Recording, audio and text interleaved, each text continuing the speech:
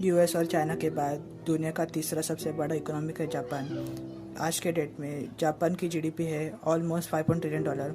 क्या आप जानते हैं 25 साल पहले जापान की जीडीपी कितनी थी? $5.4 ट्रिलियन। आज जैसे सारी दुनिया अपना प्रेडिक्शन निकाल रही है कि कब चाइना यूएसए को ओवरटेक कर लेगी, वैसे ही 1980s में पूरी दुनिया प्रेडिक्ट कर रही थी कि कब जापान यूएसए को ओवरटेक कर लेगा जीडीपी के प्रोस्पेक्टस में, बट वो दिन आज तक नहीं आया। इकोनॉमिक इन माई नेबरहुड के टॉपिक पे आज हम बात करने वाले हैं जापानीज़ इकोनॉमी के बारे में, और ऐसे क्या हुआ पिछले 25 सालों में कि जापान की इकोनॉमिक ग्रोथ थम सी गई है, और हमारा देश जापानी इकोनॉमिक से क्या सीख सकता है। 1945 में वर्ल्ड वॉर 2 के दौरान अलाइड फोर्सेस ने जापान के 2 सबसे बड़े इंडस्ट्रियल सिटीज़ में हिरोशिमा और नागासाकी में न्यूक्लियर बॉम्ब गिराया। बॉम्ब के बाद वो दोनों सिटीज़ लगभग पूरी खंडर सी बन चुकी थी और जापान का पूरा इकोनॉमी घुटनों पे आ गिरा था। और इस तबाही के बाद एलाइड फोर्स ने जापान को फिर से रीबिल्ड करना स्टार्ट कर दिया।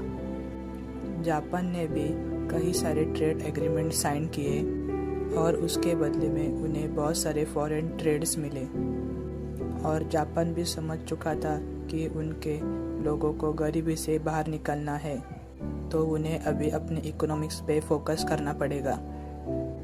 और इसके बाद जापान ने अपना खुद का इंडस्ट्रियल रिवॉल्यूशन स्टार्ट करना शुरू कर दिया। ग्लोबलाइजेशन के मदद से उन्होंने सारे सेक्टर में प्रोग्रेस किया।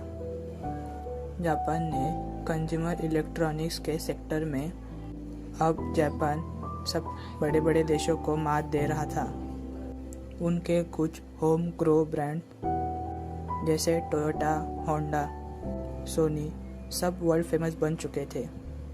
1970s में तो जापान की जीडीपी सालाना 10% से तो बढ़ चुकी थी। फिर आया 1990, जिसने जापान पे सबसे बड़ा फाइनेंशियल क्राइसिस लाकर गिरा दिया। इसकी शुरुआत हुई 1985 के प्लाजा एकॉर्ड से, जहाँ पे तय किया गया था कि डॉलर की वैल्यू बाकी करेंसी के मुकाबले थोड़ी बढ़ाई जाएगी, कि 2 साल के अंदर ही येन की वैल्यू 50% से डेफिसिट हो गई। इसकी वजह से जापानीज़ कंपनी को एक्सपोर्ट बहुत महंगा पड़ने लगा। जापान 40% एक्सपोर्ट पूरा यूएस को करता था। सेंट्रल बैंक ऑफ जापान को पता था अब एक्सपोर्ट जापान से कम होगा, तो उन्हें डोमेस्टिक कंजप्शन बढ़ाना पड़ेगा, और यही से सेंट्रल बैंक ऑफ जापान की गलती शुरू होती है। और उस दौरान इंटरेस्ट रेट जापान में 6% था, पर सेंट्रल बैंक ऑफ जापान ने कुछ ही टाइम में वो इंटरेस्ट रेट आधा कर दिया था।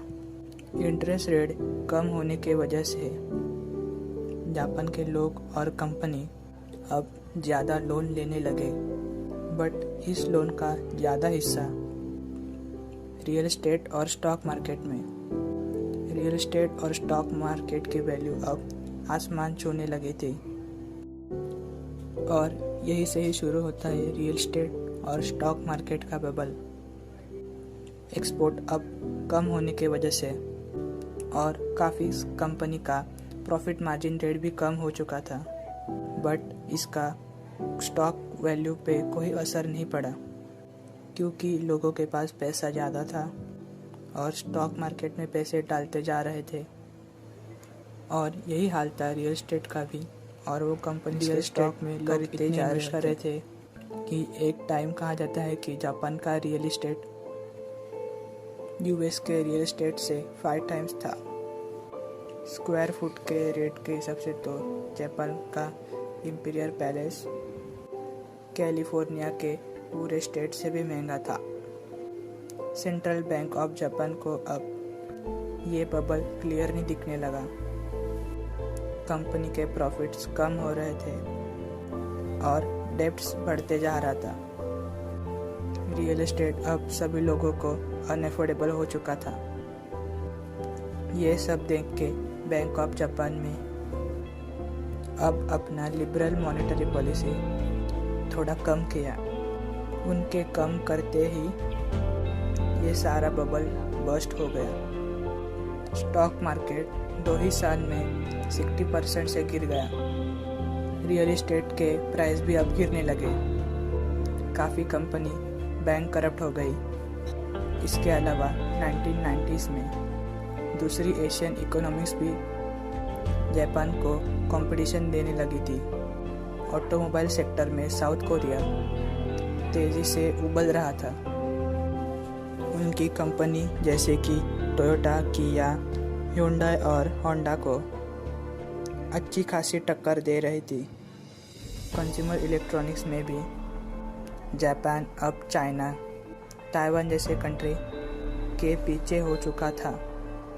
इस फाइनेंशियल क्राइसिस ने जापान को इतना हिला डाला कि वो आज तक उससे रिकवर होने की कोशिश कर रहे हैं। 2004 में prime minister Shinzo Abe power में आने के बाद उन्होंने काफ़ी इकोनॉमिक रिफॉर्म की, जिनका रिजल्ट दिखने भी लगा था।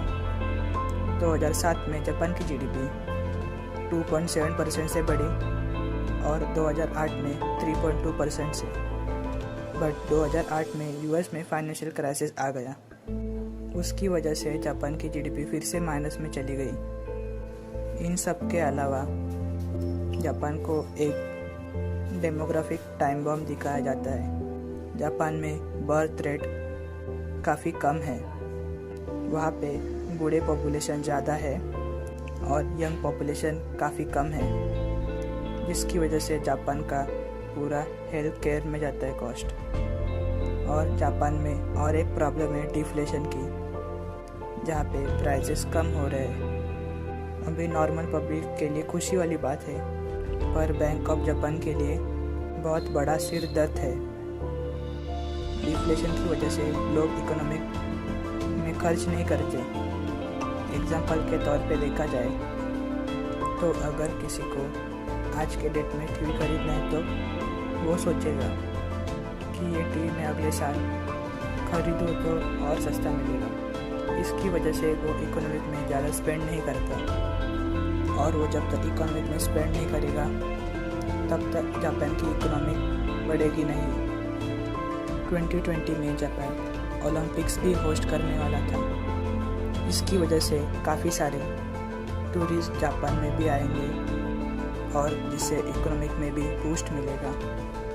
पर कोविड ने इस प्लान पे भी पानी फेर दिया। जापान इंडिया का काफ़ी अच्छा दोस्त है। उन्होंने कई बार कई जगह इंडिया की कई बार मदद की है। इसलिए मैं दुआ करूँगा कि जापान इन सारी मुसीबतों से जल्द निकले और उनकी इकोनॉमी अपने पैरों पे खड़ी हो जाए।